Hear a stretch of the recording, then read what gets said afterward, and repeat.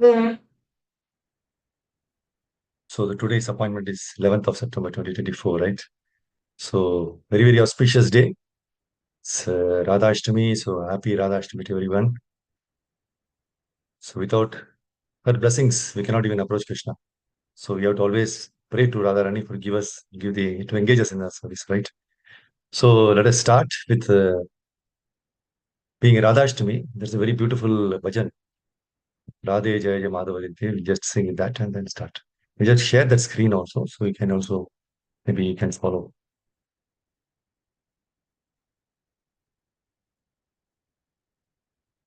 Yeah, this is that one.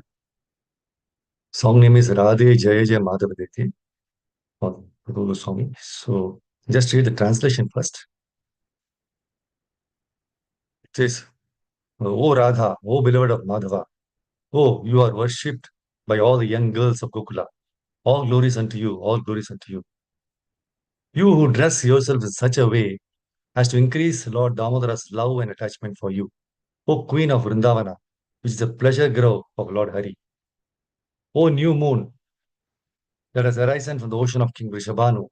O friend of Lalita, O you who make Vishaka loyal to you due to your wonderful qualities of friendliness, kindness, and faithfulness to Krishna. O you who are filled with compassion.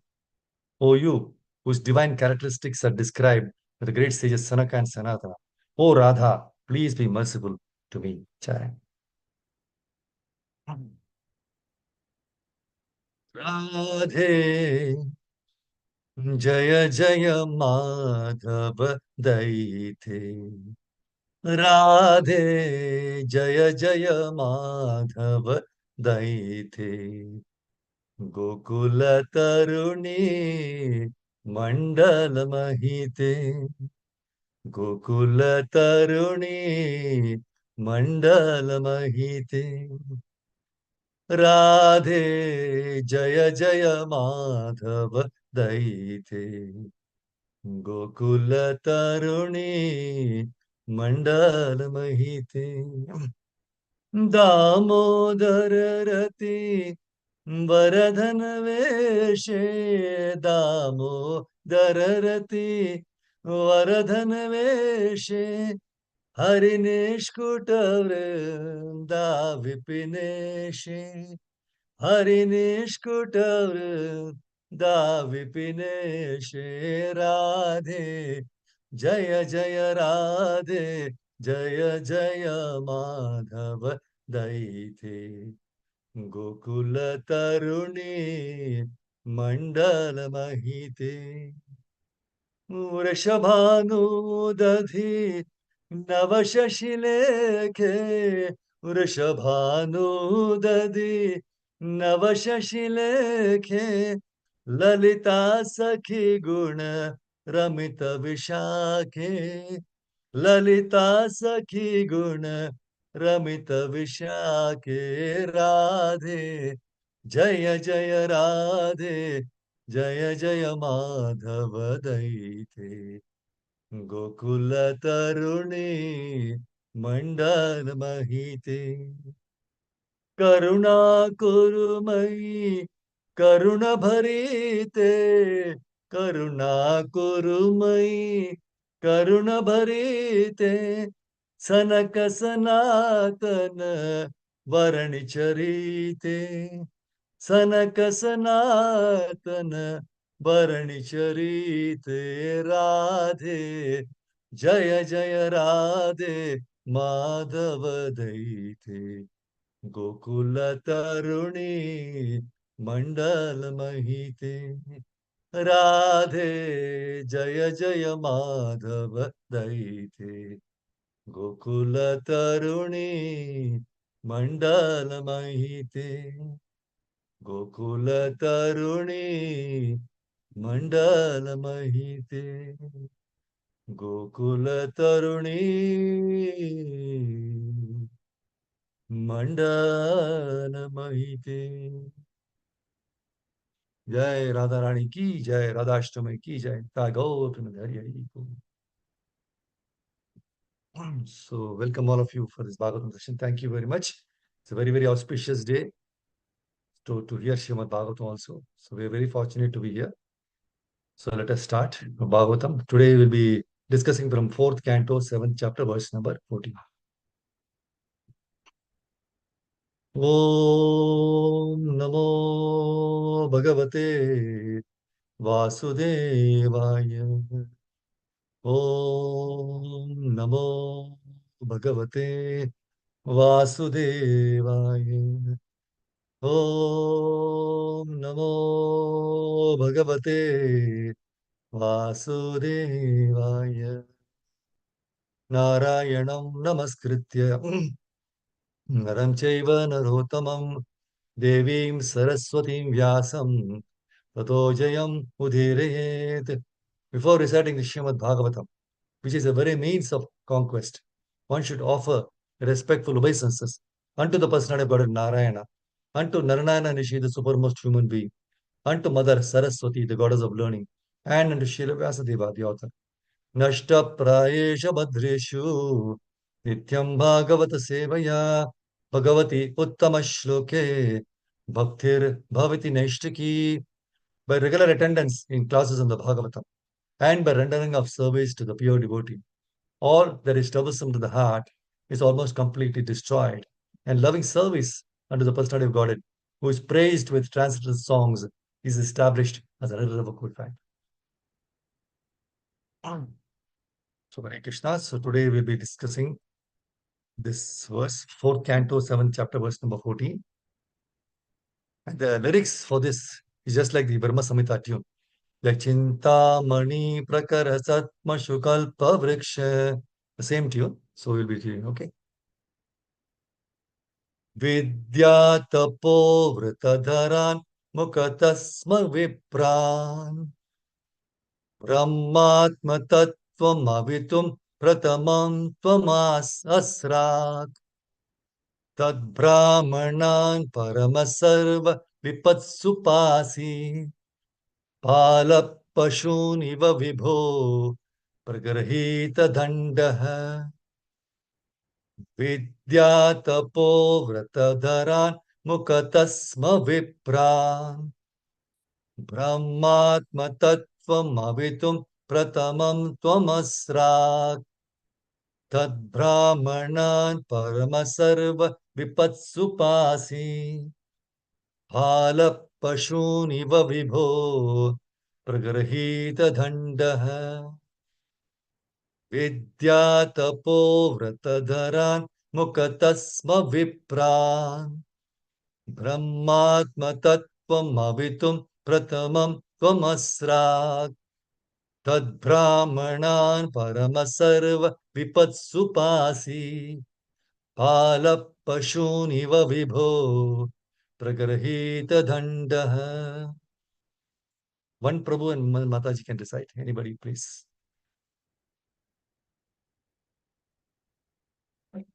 May I, Prabhu? Hare Krishna. Yes, Mataji. Hare Krishna. Vidya tapo vritadharan mukhatasma vipran brahmatma tattvamitum prathamam tvamasrak tad brahmanan paramasarva vipatsupasi pala pashuniva vibho pragrahita dandaha. Yeah, thank you Hare very much. Krishna. Very nice. Yes, any Prabhu? Hare Krishna, may I? Krishna, please. Vidya tapo vratadharan mukatasma vipran brahmat patatvam avitum pratamam tvam asrak tad brahmanan paramasarva vipatsupasi pala pashun iva vibho pragrihita dandaha. Thank you. Very nice. One more opportunity. Anybody else wants to recite? It's a beautiful words, right? May I, Recite. Prabhuji? Yes, Mataji. Vidya tapo vratadharan mukatah sma vipran brahmatma tattvam avitum pratamam tvamasrak तद्ब्राह्मणान् परमसर्वविपत्सु पासि पालः प्रसून्निव विभो प्रगृहीतदण्डः. Thank you, Madhu. Hare Krishna. Let's go to the word to word meaning. Krishna. Vidya, learning. Tapaha, austerities. Vrata, vows. Dharan, the followers. Mukataha, from the mouth. Sma, was. Vipran, the brahmanas. Brahma, Lord Brahma. Atma Tattvam, self-realization. Havitum, to disseminate. Pradamam, first. Tvam, you. Asra, created. Tat, therefore. Brahmanan, the brahmanas. Parama, O great one. Sarva, all. Pipatsu, in dangers. Pasi, you protect. Palaha, like the protector. Pashun, the animals. Eva, like. Vibho, O great one. Pragarhita, taking in hand. Dandaha, at stick. Translation and purport by Divine Geshe Prabhupada. Jai Shri Prabhupada. Please hear the translation and purport. My dear great and powerful Lord Shiva, you were created first from the mouth of Lord Brahma in order to protect the Brahmanas in pursuing education, austerities, vows, and self-realization. As protector of the Brahmanas, you always protect the regulative principles they follow, just as a cowherd boy keeps a stick in his hand to give protection to the cows. Purport. The specific function of a human being in society, irrespective of his social status, is to practice control of the mind and senses by observing the regulative principles enjoined in the Vedic Shastras. Lord Shiva is called Pashupati because he protects the living entities in their developed consciousness so that they may follow the Vedic system of Varna and Ashrama.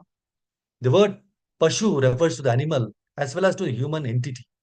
It is stated here that Lord Shiva is always interested in protecting the animals and the animalistic living entities who are not very advanced in spiritual sense.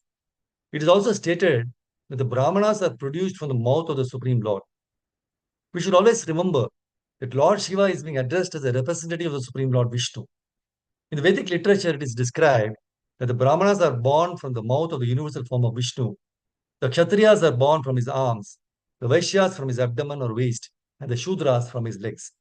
In the formation of body, the head is a principal factor. The Brahmanas are born from the mouth of the Supreme Personality of Godhead in order to accept charity or worship of Vishnu and to spread Vedic knowledge. Lord Shiva is known as Pashupati, the protector of the Brahmanas and the other living entities. He protects them from the attacks of non-Brahmanas or uncultured persons who are against the self-realization process. Another feature of this word is that persons who are simply attached to the ritualistic portion of the Vedas and do not understand the situation of the Supreme Personality of Godhead are not any more advanced than animals. In the beginning of Srimad Bhagavatam, it is confirmed that even though one performs the rituals of the Vedas, if it does not develop a sense of Krishna consciousness, then all his labor in performing Vedic rituals is considered to be simply a waste of time. Lord Shiva's aim in destroying the Daksha Yajna was to punish Daksha because by neglecting him, Lord Shiva, Daksha was committing a great offense. Lord Shiva's punishment was just like that of a coward boy who keeps a stick to frighten his animals. It is commonly said that to give protection to animals, a stick is needed because animals cannot reason and argue. Their reasoning and argument is argumentum ad baculum. Unless there is a rod, they do not obey. Force is required for the animalistic class of men, whereas those who are advanced are convinced by reasons, arguments, and scriptural authority. Persons who are simply attached to the Vedic rituals without further advancement of devotional service or Krishna consciousness are almost like animals. And Lord Shiva is in charge of giving them protection and sometimes punishing them as he punished Daksha. Jai Shri Prabhupada's transcendental purport ki jai. Om Jnana Timrandasya Jnananjana Shalakaya Chakshurunmilitam Yena Tasmai Shri Gurave Namaha. Shri Chaitanya Manobhishtam Sthapitamena Bhutale Swayam Rupakada Mahyam Dadati Subhadatikam Vandeham Shri Guru Shri Yutabada Kamalam Shri Guru Vaishnavamsha Shri Rupam Sagarajatam Sagana Raghunatamitam Tam Sajivam Sadvaitam Savadutam Parijana Sahitam Krishna Chaitanya Devam Shri Radha Krishna Padan Saganalita Shri Vishaka Tamscha Ye Krishna Karuna Sindhu Dinabandho Jagatpate Gopesh गोपिका कांत राधा कांत नमस्ते तप्त कांचन Gaurangi Radhe Vrindavaneshwari Vrishabhanusute Devi Pranamami Haripriye. Vancha kalpatarubhyascha kripa sindhu bhayevacha patitanam pavanebhyo vaishnavebhyo namo namaha. Jai Shri Krishna Chaitanya Prabhu Nityananda Shri Advaita Gadadhara Shri Vasadi Gaura Bhakta Vrinda. Hare Krishna Krishna Krishna Hare Hare Hare Rama Rama Rama Hare Hare.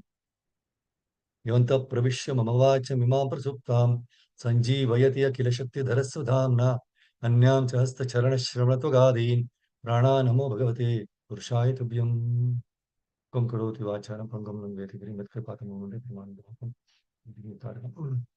नमो विष्णुपदाय कृष्णपृष्ठावतारे श्रीमते महाविष्णुस्वामिनामिने नमो विष्णुपदाय कृष्णपृष्ठावतारे भक्तिवेदान्त स्वामिनामिने विरुषेश्वर्यवाचार्यस्थाने यस्य कृष्णचैतन्यप्रभुनित्यानन्द Shri Hare Krishna. So Hare Krishna, Prabhuji Mataji, welcome all of you to this Srimad Bhagavatam session, and thank you for keeping the appointment with Krishna today. And a very, very auspicious day, Radha Ashtami. So happy Radha Ashtami once again to everyone.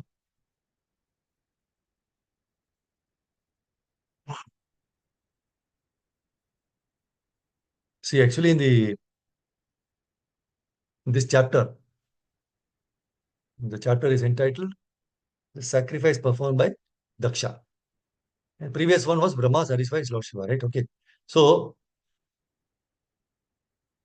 in this, from the verse number 13, 14, and 15, Daksha starts praying, right? From 13, 14, three prayers. So 4, 7, 15 verse is the last prayer offered by Daksha to Lord Shiva. So 13, 14, and 15.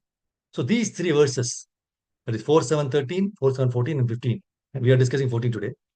These three verses are very important because they show us the light to deal with our day-to-day affairs, so that we may not be entangled into this material pool. So very, very important verses. So in Bhagavatam, in this fourth canto, chapter 2 to chapter 7, fourth canto, chapter second up to through to 7, 3, 4, 5, 6, 7, we can come across so many wonderful, glorious characteristics present in Lord Shiva, who is the greatest of Vaishnava, right? Vaishnavana Mashla Shambhu. So the charm of a Brahmana, what is charm of a Brahmana? It is his patience and forgiveness. Right? Brahmana always is very patient and he forgives. So Lord Shiva tolerated the criticism of Daksha and his followers. So when he found that the arguments between his devotees and Daksha were crossing the limits, right? Then what did he do? He did not curse or do anything, any mystic yoga, nothing.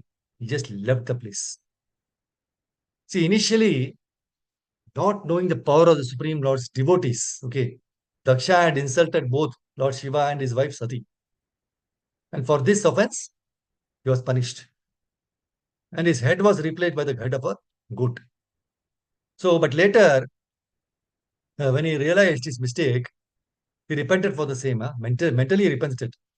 His sins were once he repented mentally also, right? His sins were immediately cleansed. Why? Because of the magnanimous, merciful nature of Lord Shiva. So that's why when we do a mistake or anything, right, any offense, even in the mind, if we repent, sorry, then automatically it gets cleansed. So repentance is the greatest remembrance, and another remembrance of Krishna.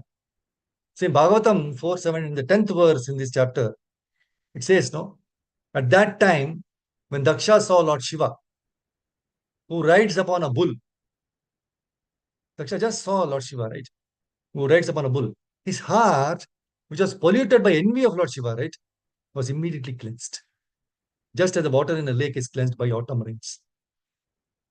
So we have heard frequently that by associating with devotees of the Lord, we gradually become purified. So in this case, we can see how Lord Shiva, being a very great, very dear devotee of Lord Krishna, he was able to cleanse the heart of Daksha just by associating with him through his merciful glance. And in the purport, Prabhupada says, here is an example of why Lord Shiva is called auspicious. If anyone sees Lord Shiva with devotion and reverence, his heart is immediately cleansed, just like Daksha's. So King Daksha was polluted by envy of Lord Shiva, right? So kings are only envy of Lord Shiva, but we are enemies of each and everyone who are coming up in life, who are getting better, getting promotion, all we get envious. So we are almost all the more polluted more than Daksha. So Daksha was polluted by envy of Lord Shiva, right? And yet, just by seeing him with a little love and devotion, his heart immediately became cleansed. So let us follow the footsteps of the all auspicious Lord Shiva, right? And try to imbibe the qualities of patience and forgiveness and remain steady in Krishna consciousness. See, in the purport of, in the translation of 3:12:35, it speaks about the four kinds of paraphernalia for conducting the fire sacrifice became manifest. That is, the performer, the chanter, the offerer, the fire, and the action performed in terms of the supplementary Vedas. Also, he speaks about the four principles of religiosity: truth, austerity, mercy, and cleanliness. And the duties in the four social orders all become manifest. See, in this translation also we saw talking about austerity, right? Education, very important. See, the purport of 3:12:35, Prabhupada says, eating, sleeping, defending, and mating. Eating, sleeping, defending, and mating are the four principles of material bodily demands, and which are common to both animals and human society, right?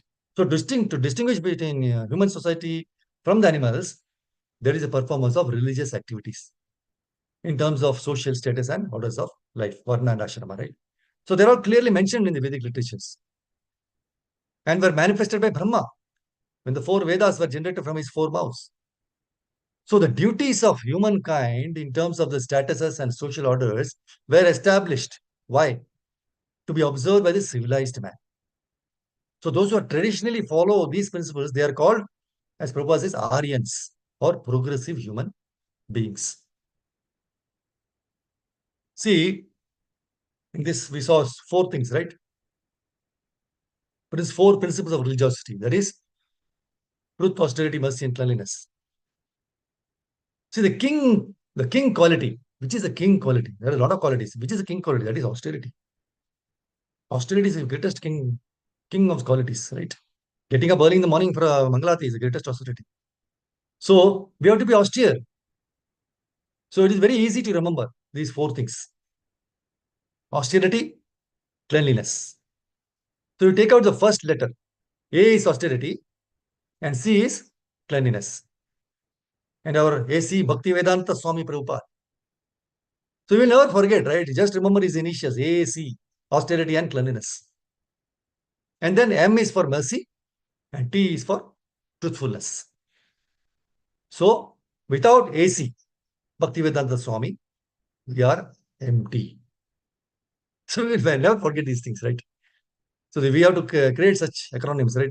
So we apply by this. So these four letters are ingrained in our mind forever. AC, austerity, cleanliness. M for mercy, T for truthfulness. So AC Bhaktivedanta Swami. So without AC Bhaktivedanta Swami, we are empty. There is no mercy and no truthfulness.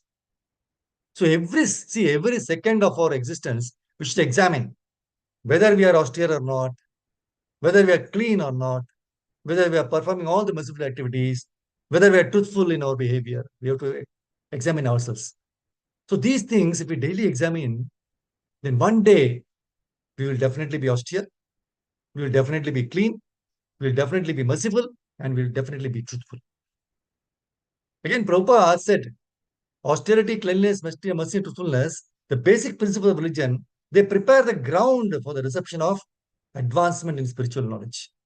Then only the knowledge, devotional service will improve. And moreover, this is not the end. You should not commit a mistake that this is the end. You cannot be satisfied, right? Say, see, I am clean completely. I am also merciful. I am also truthful. I will now I will take rest. No, there is no rest in spiritual knowledge. Your goal of existence is completely different. And this is just the beginning. See, we commit a mistake also in the four regulative principles, right? We think, oh, I am following three, I am following 3.5. I am almost there. Prabhupada has given 4, not less than that. So you have to follow it fully, right? And if you don't follow, you put yourself in difficulty. So this is the thing we have to understand. So we falsely believe that if we can follow 4 regulative principles, then that is the end. That is also not the end. The same way, these 4 principles of religion is not the end. What is the end then? End is the devotional service. Bhakti mapi uttamam labet. Unless you have Uttama Bhakti, it is very difficult to pursue any other thing. And if you pursue any other thing, then the goal of our existence is polluted. It is polluted. See the time, right? Time is endlessly revolving in cycles of birth and death, thereby causing deterioration. But also it rejuvenates the life cycle when the life cycle again starts. See, take for example our own body, existence of our own body. See, from a strict material point of view, as soon as it is born, the good body, what happens? It gradually starts deteriorating by the destructive influence of time, slowly breaking down by advancement of age, sickness, until ultimate destruction in the form of death. What happens now? The cyclical time makes sure that after this, we get a new start with a fresh body. Prabhupada says in the teachings of Kunti, this is a natural cycle of this material world. It is similar to changes of season.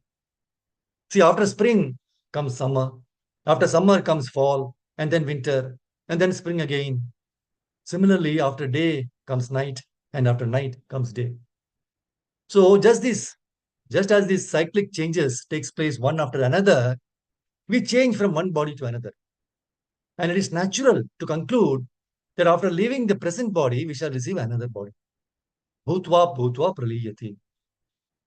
So that we constantly go through these cycles, right, of creation and annihilation is confirmed in Bhagavatam 12:4-35, where it says, experts in the subtle workings of nature, O subduer of the enemy, have declared that there are continuous processes of creation and annihilation that all create beings beginning with Brahma constantly undergo. That's why Bhagavatam 12:10-41 also teaches us that this natural cycle is a cycle of illusory material existence. The Supreme Lord has created for the conditioned souls. So it's an endless cycle that has been continuing since time immemorial. Now, since we are in this material world, the progress of time is generally manifesting in a positive to negative order, which is exemplified by appearance of the sun at sunrise, right? Which represents sattva guna, goodness, ending at the disappearance of the sun after sunset, which represents tamo guna, darkness. So this is manifested on a bigger scale with the yuga cycles starting with Satyuga, which is characterized by full goodness and virtue on all levels, gradually diminishing to 3/4 the value of the virtue in Treta Yuga, then to 2/4 in Dwapara, and then to only 1/4 the value of virtue left in the present age of Kali. So Bhagavatam illustrates this point by the bull of religion. You can see bull, right? Which loses one leg for each change of yuga. It says, you are no other than the personality of religion. In the age of Satyuga, that is truthfulness, your 4 legs were established by the 4 principles of austerity, cleanliness, mercy, and truthfulness. But it appears that 3 of your legs are broken due to rampant irreligion in the form of pride, lust for women, intoxication. So you are now standing on only on one leg, which is your truthfulness. And you're somehow or the other hobbling along. But quarrel personified Kali, right? It is flourishing by deceit, right? Is also trying to destroy that leg. Bhagavatam 1:17-22-25, you can see that. So in other words, the opposite of evolution of mankind. What is the opposite of evolution?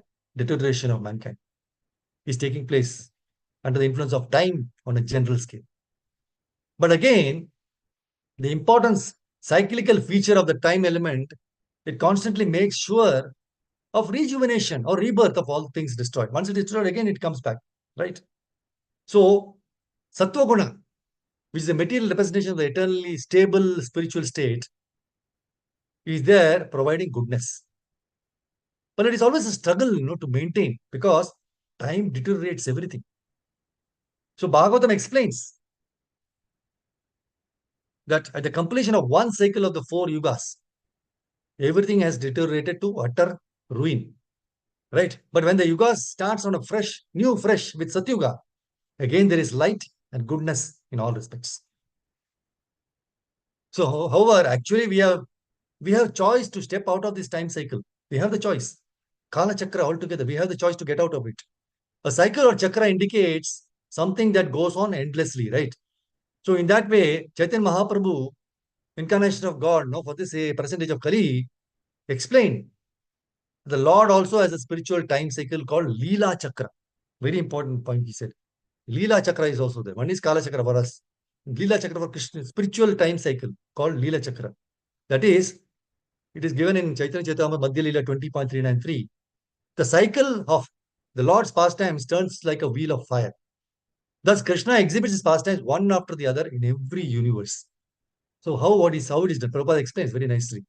He says, Krishna's pastimes are always present in the material world in one of the many universes. See, this world is there, but we are in one of the universe. There are many universes. So these pastimes appear in the universe one after the another, just as the sun moves across the sky and measures the time. See, Krishna's appearance, Janmashtami, right, may be manifested in this universe at one moment. We just had Janmashtami. Immediately after his birth, this pastime is manifested in the next universe. And it goes to the next one. And after his killing of Putana is manifested in this universe, it is next manifested in another universe. So all the pastimes of Krishna are eternally existing both in the original Goloka Vrindavan planet and in the material universes, different universes. So to get out of the influence of the wheel of time, how can we get out of this wheel of time? We need to get absorbed in the wheel of Krishna's pastimes. Right? Understood? So we have to get out of this wheel of time, right? Like birth, death, and all. How can we? We need to get absorbed in the wheel of Krishna's pastimes. That's what we are doing. We are hearing Krishna Katha on an auspicious day of Radhastami also. So very, very important to understand. See, recently I was talking to my friend who is very quite knowledgeable in medical science. And he was explaining that in modern days, no, doctors are afraid to give any guarantee for the patient's recovery, whatever the disease may be. See, even 20 years back, 20, 30 years back, for any disease, doctors used to give medicine for 3 days and tell, don't come back after 3 days, you will be all right. Nowadays, the doctor says, take this dosage for 3 days and come back. Let me see how the medicine has worked. So this statement is coming because even doctor is not sure how his medicine is going to work. Because on the one hand, the doctors and the medical science are ill-equipped. And on the other hand, our bodies are become so complicated and their behavior has become unpredictable. See, not only our bodies, our mind and intelligence have become complicated. Why? Due to envy, frustration, different atheistic propagandas, right, in Kali Yuga. So due to this heavy competition introduced by modern education system and the technological advancement, we think that our whole lifestyle has become complicated. And the result is we have to work like dogs, donkeys, just to maintain a family. We can't come out of it so easily because it is like catching the tail of a tiger. However, since everything else is complicated in Kali Yuga, the all merciful Lord Krishna has made the process of self-realization very simple. But our understanding and expectation, going by logic, is that when everything around us is so complicated, the spiritual realization must be more complicated. Because the subject matter of soul, supreme soul, they are subtle and more and therefore complicated. So when we are told that just by chanting Hare Krishna, Krishna Krishna, Hare Ram, Ram Ram, Hare Hare, and hearing Bhagavad Gita and Bhagavatam, it will fetch spiritual advancement. But our mind and intelligence though refuse to accept it. How by chanting can be passed? It's not possible. That's because we are complicated so much. So there is an interesting story in the Padma Purana to convince us of this fact. See, after the Bhagavata Purana was recited to Parikshit Maharaj by Shukadeva Goswami, Parikshit Maharaj was bitten by the snake as destined by the Brahmanas curse, right? And he went back to Godhead. Now, all the Devatas witnessed this incident and they showered flowers on this on Parikshit Maharaj, the blessed king. Now, Lord Brahma and all the rishis, was really astonished by this incident because he thought how the king, who did not do any great tapasya or meditation for long years, like 10,000 years, but he attained perfection in just 7 days by hearing Bhagavatam.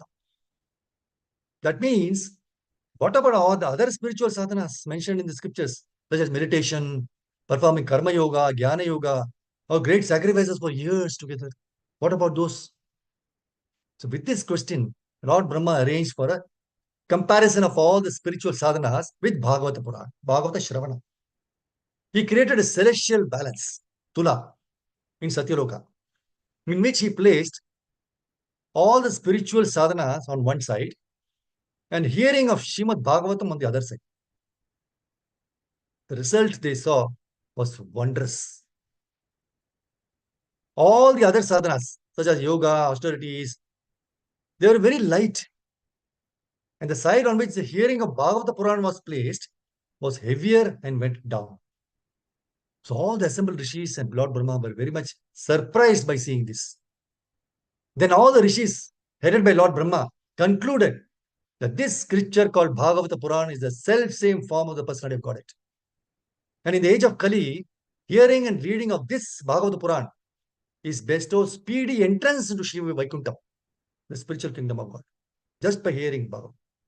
So just because we are hearing this, it doesn't mean, see, just by hearing this, just one scripture, instead of studying all the entire Vedic literature, we should not think that we are bereft of knowledge of other scriptures. This Bhagavata Purana being the distilled essence of the Vedas. It is all the knowledge contained in the Vedas has come from. See, Vyasadeva delivered it to his son, Shukadeva Goswami, who is the most respected among the self-realized. After extracting the cream of all Vedic literatures and histories of the universe, in 134-41 you can see.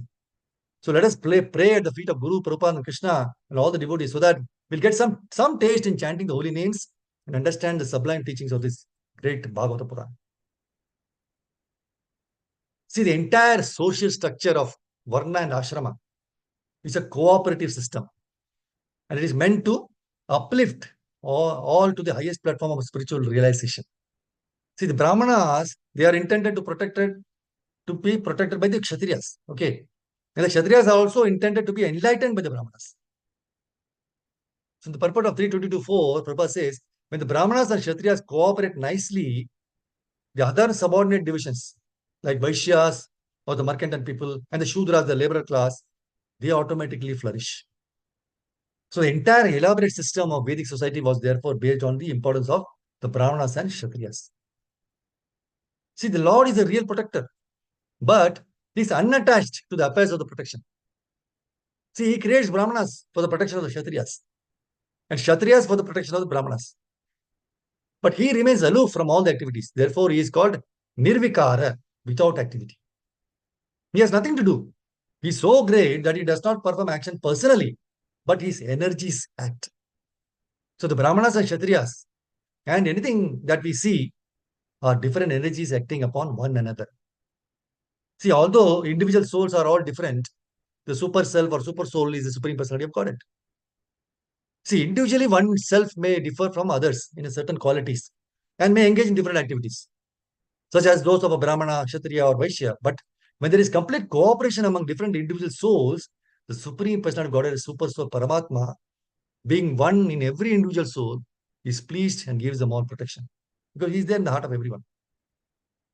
So the Brahmanas are produced from the mouth of the Lord, right? And the Kshatriyas are produced from the chest or arms of the Lord.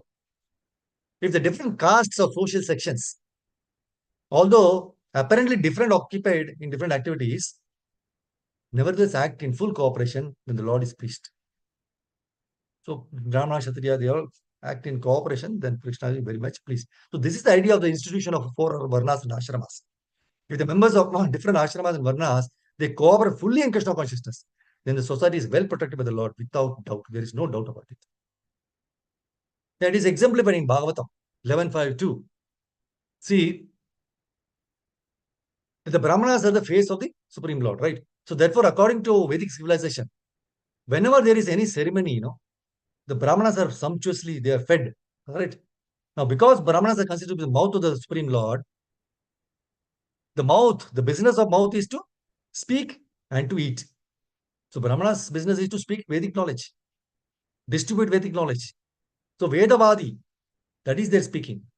Just like Ambarish Maharaj used to do, right? Savai mana Krishna padara vendayor, vachamsi vaikunta gunan varnani, 9.4.18. So Brahmana's business is to speak about the Supreme Personality of Godhead. See, just like Krishna, Supreme, he is speaking about himself in Bhagavad Gita, right? And because the purpose of Vedas is to Understand Krishna. Vedascha sarver aham eva Vedya, 15.15. So that is the purpose of Veda. So if you become a very great scholar in Vedas, but you do not know what is Krishna, it is useless. Because Veda means knowledge. Vedanta means the ultimate end of knowledge. So ultimate end of knowledge is Krishna. So Vedanta means the ultimate goal of knowledge is to know Krishna.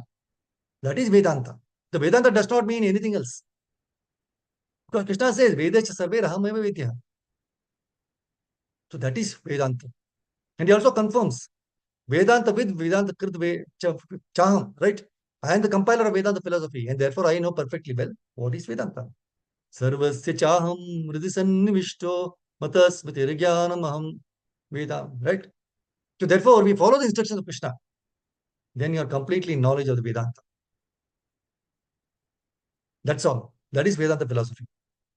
So Vedanta philosophy does not mean to make some jugglery of words and deviate from one from Krishna. No, that is not Vedanta. That is misleading, bluffing. That is going on in the name of Vedanta nowadays.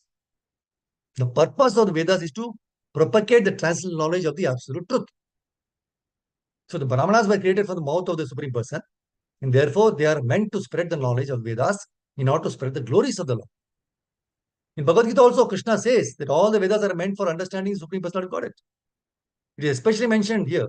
Yoga Yuktan Alam Patan. That is, Brahmanas are full of mystic power and are completely averse to sense gratification. Actually, that is the one. Actually, the Brahmanas are supposed to be. But nowadays, the Brahmanas are in sense gratification. Actually, there are two kinds of occupations. One occupation in the material world is sense gratification. And the other occupation is spiritual activity to satisfy the Lord by his glorification. So, those who engage in sense gratification, they are called demons. Those who engage in sense gratification, they are called demons. And those who spread the glorification of the Lord or satisfy the transcendental senses of the Lord are called demigods. So, it is specifically mentioned here that the Brahmanas are created from the face of the cosmic personality or Virat Purusha. Similarly, the Kshatriyas are said to be created from his arms, the Vaishyas are created from his waist, and the Shudras are created from his legs. So Brahmanas are especially meant for austerity, learning, and knowledge, and they are averse to all kinds of sense gratification. So Prabhupada, in one of the purposes, I think 15th purpose, he says, as usual, a devotee in an adverse condition of life accepts such a condition to be the mercy of the Lord.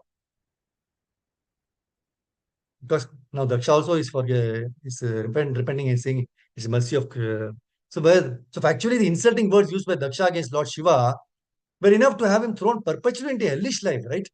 But Lord Shiva, being kind towards him, awarded him punishment to neutralize the offense. So Daksha realized this, and feeling obliged for Lord Shiva's magnanimous behavior, he wanted to show his gratitude. So sometimes the father punishes his child, and when the child is grown up and comes to his senses, he understands that the father's punishment was not actually punishment, but mercy. So similarly, Daksha appreciated that the punishment offered to him by Lord Shiva was a manifestation of Lord Shiva's mercy. So that is the symptom of a person making progress on the path of Krishna consciousness. See, it is said that a devotee in Krishna consciousness never takes any miserable condition of life to be condemnation by the Supreme Personality of Godhead. He accepts the miserable condition to be the grace of the Lord. He thinks, I would have been punished or put in a more dangerous condition of life due to my past misdeeds. But the Lord has protected me. So thus I have received only a little punishment as token execution of law of karma. So thinking of his grace in that way, a devotee always surrenders to the Supreme Lord more and more seriously and is not disturbed by so-called punishment. So this verses 4, 7, 13, 14 and 15, right? 3 verses. Very important. Because they show us the light to deal with the day-to-day affairs. So that we don't get entangled in this material whirlpool. We have so many examples in Srimad Bhagavatam. There's a very nice instruction given by the elders to the young ones. Okay. Because younger ones are always more prone to be victimized by the lower modes of material nature. So we have very prime examples in the prayers of Srimad Bhagavatam about Dhruva Maharaj. We know the story that King Uttanapada had 2 wives. One was Suruchi and another was Suniti. Now Suruchi had a son, Uttama. and Suniti had Dhruva. So Suruchi was very dear to Uttanapath, and Suniti was not that dear. So this is always the case in the material world. We are always running after Suruchi. Suruchi means good taste. We completely ignore Suniti, the morality. So this is the way we behave in our day-to-day life. We anchor after so many material conditions. So it is very nicely said in the scriptures that nobody is the cause of our own miserable condition. We are the prime cause. That is why whenever there are reverses or dukkhas or miserable situations, without fail, we should blame our own selves, not others. Blame ourselves. And blame in the sense that our devotional service is not up to the mark. That is why we are suffering. So this is the instruction followed in day-to-day life. So that we finish off, we do away with the material inabilities. So here, Uttam was playing in the lap of his father Uttanapath. And Dhruva being 5-year-old, right? He also felt that he also can go to his father. Now, as soon as Dhruva Maharaj approached to sit on his father's lap, Suruchi started condemning him. Suruchi became very angry and started throwing sharp words at the little Dhruva. So, similar manner, Daksha spoke very sharp words to Lord Shiva. So, the root of disturbance is to throw sharp arrows at other living entities. Now, Suruchi condemned Dhruva Maharaj, saying, "You cannot sit on the lap of your father. Go to the forest and try to please Krishna. Then come back through my womb. Then you can become king." See, in her anger also, she said something very nice, right? You cannot sit on the lap of your father. Go to the forest and try to please Krishna. Then come back through my womb. Then you can become king. See, Daksha also was completely disturbed when Shiva did not stand in honor, right? So Daksha was the father-in-law of Lord Shiva, and Sati was the daughter of Daksha. So being on the bodily platform, Daksha started condemning Shiva with sharp words. So the trend of middle existence is the same. Now Sureshi also is on the bodily platform. Daksha is also on the bodily platform. But Suniti is not on the bodily platform. Now Suniti thought, after Dhruva got the sharp words from the stepmother, what will a child do? He started running to his mother, crying. So this is how the children behave, right? When somebody scolds, they run to the mother. So they can't do anything. They can't understand anything, right? So they go to the mother. Now, Suniti was very, very, very sane. Morality saves us from all situations in the material world. Morality saves us from all the situations in the material world. That is why we are attracted to the good side of the existence. And good side is always the God's side. Unless you come to the God's side, you cannot come to the good side. See, whereas we hardly approach this way, right? But Suniti was very clever. She knew that she was not liked by the king. So these difficulties will again and again rise. We'll have to face them again through. So these difficulties are continuously continuing. So she thought that she must instruct Dhruva Maharaj about morality. It is a nice verse in Bhagavatam 4:8-17, which should be imbibed in our hearts, in front of us also, always daily remembering this verse. In the instruction of Suniti to Dhruva Maharaj in that difficult situation. Dhirgam Shwasanti Vijinasya Param Apashyati Balakamahabala Ma Mangalam Tata Pareshu Mamstha Bhumte Jano Yat Paradhukkadastat. Please hear the translation. Very nice. She also was breathing very heavily, and she did not know the factual remedy for the painful situation. Not finding any remedy, she said to her son, what did she say? She said, my dear son, don't wish for anything inauspicious for others. Don't wish for anything inauspicious for others. Anyone who inflicts pains upon others suffers himself from that pain. So, Vrijinasya param. Vrijinasya means difficulties. Param means end of the difficulties. Apashyati, she could not see. See, she thought that these difficulties have no end. Because she thought that it is a fact that she is not liked by the king. But Suruchi is liked by the king. So again and again, Dhruva being the son of Suniti, she will have to face the same difficulties. So with this full idea, she tried to pacify Dhruva, who was a very young boy. So in the next two lines, she gives him the eternal instructions. Eternal instructions she gave. Those instructions we should engrave in our mind. And that's why in the whole of Bhagavatam, this verse is very beautiful to read and to be followed throughout our lives. Vrijinasya param apashyati bhalaka mahabala. So she did not see the end of the difficulties. She advised Dhruva Maharaj, Ma Mangalam Tata Pareshu Mamsta. Ma means do not. Amangalam means inauspicious things, right? Pareshu means unto others. And Mamsta means to desire. So please don't desire any inauspicious things for others. That is our tendency in the material world, actually. We always think of inauspicious things others. So as soon as we find difficulties, no, we always blame the other party and curse him or her. Or we try to think about inauspicious things about them, or throw the sharp arrows in the form of words. We always have to remember that before we speak, we have to remember 10 times. But we forget this instruction and we think after we speak. Words once spoken can never be swallowed back. They always remain in the atmosphere, and every time you are either glorified or blamed for those words. So the same person should learn the lesson for the whole of his lifetime, that whatever he utters, he should think whether it is desirable or not. Otherwise, the words can put us in difficulty. So this is how Suniti instructed Dhruva Maharaj, that please don't think anything bad for others. She meant Suruchi, as Dhruva, being a small boy, might naturally be angry with his stepmother and might think inauspicious things about her. Right? Suniti thought about this. So that's why she's telling. So this is the internal instruction she gave, that whatever the difficulty is, we should never condemn others. So in the last line of this 4817, Suniti gives us an instruction as to why we should not think inauspicious for others. Bhumte jano yat para dukkadastat. Those who try to inflict miseries upon others, they suffer from that misery till you don't retaliate or speak at all. So when you tolerate the words or whatever actions are, then that person who tried to inflict misery upon us, he suffers. Okay. But as soon as you try to retaliate or counteract, he stops suffering and you suffer. So please remember this. Why to stop his suffering? Let him suffer. This is the way to behave in this world. Never retaliate. Never just quietly tolerate. Being envious or whatever it is, people will definitely try to inflict miseries upon you. It is Adi Bhautik Dukkha. So how can we stop this? Prabhupada said many times, there are 8,400,000 different species of existence. Okay. 8,400,000 different species of existence of material bodies. We belong to one species.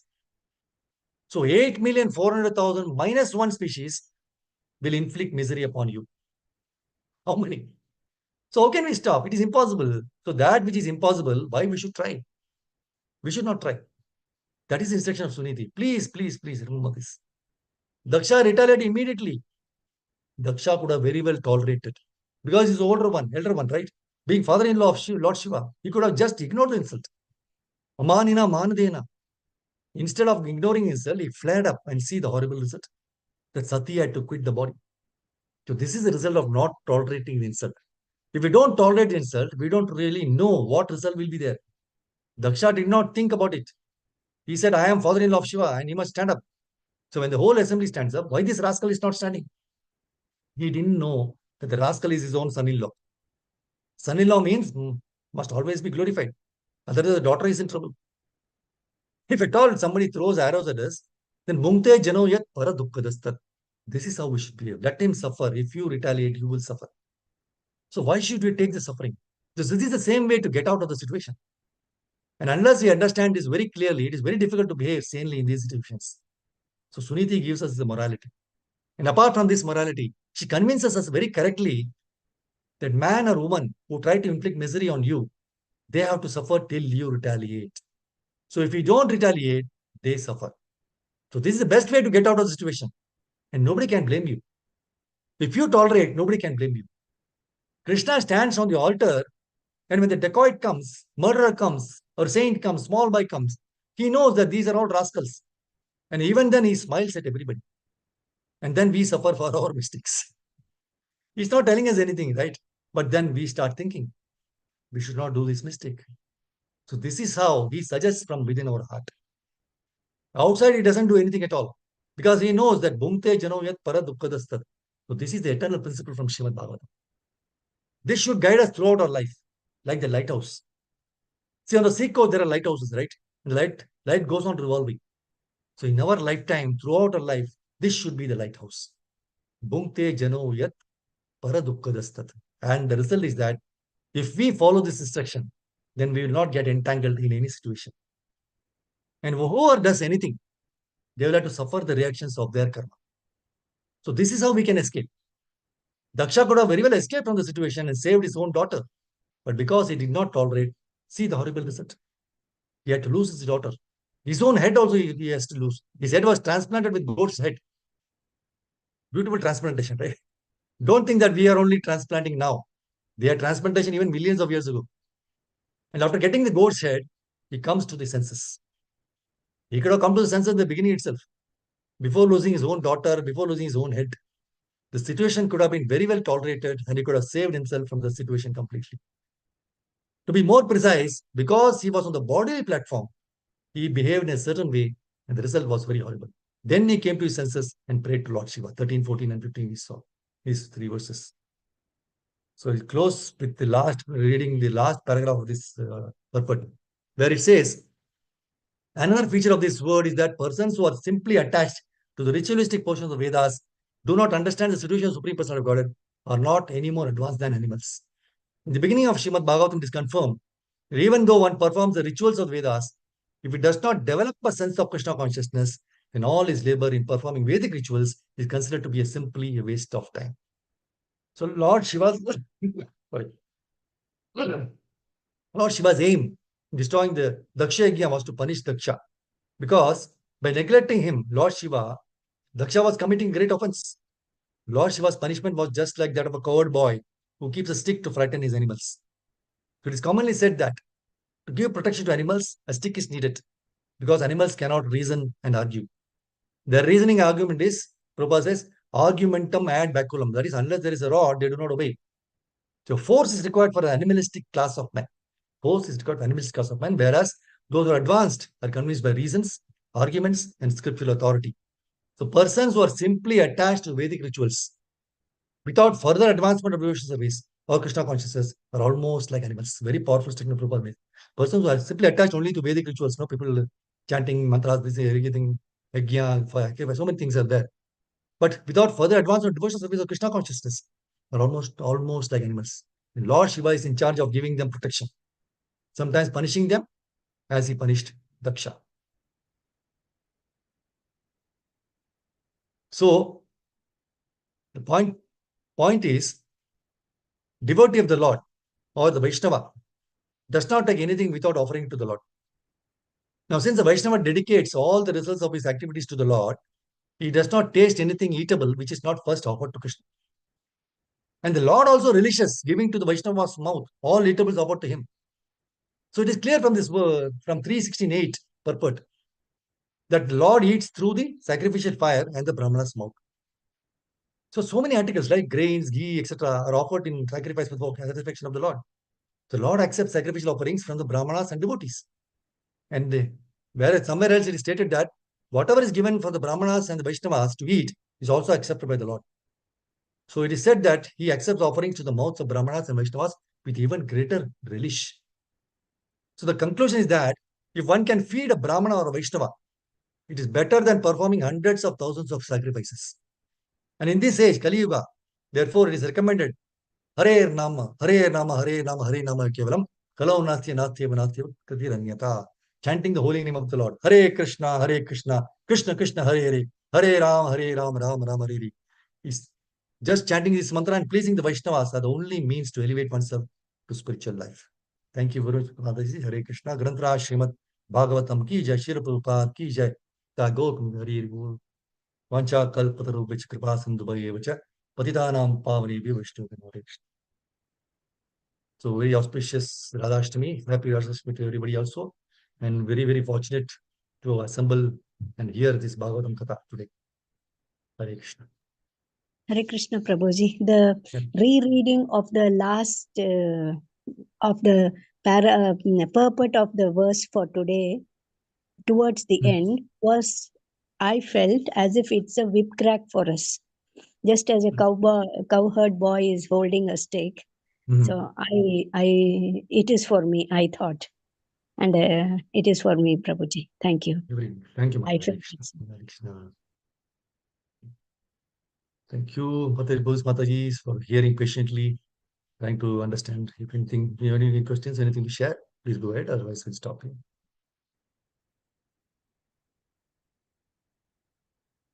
Thank you, Padmanabh Prabhu. Hare Krishna for your association.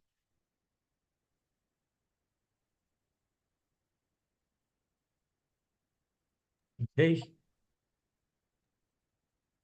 Thank you, Prabhuji. It was a wonderful class. Thank you, Hare Worth Krishna. meditating again and again. Thank you very much. Thank you. Jai Hare Bol, Hare Krishna. Hare Krishna, Prabhuji. The ACMT was also very good, Prabhuji. Hare Thank Bol, you. Hare Krishna. Thank you. Yes. Remember AC Bhaktivedanta Swami, otherwise you will be empty. Very good. Can anybody say what is the full form of AC and MT? Austerity, cleanliness, mercy, and truthfulness. Absolutely. Very good. Very nice. So that Hare it is in your life forever now. You will never forget it. Wonderful.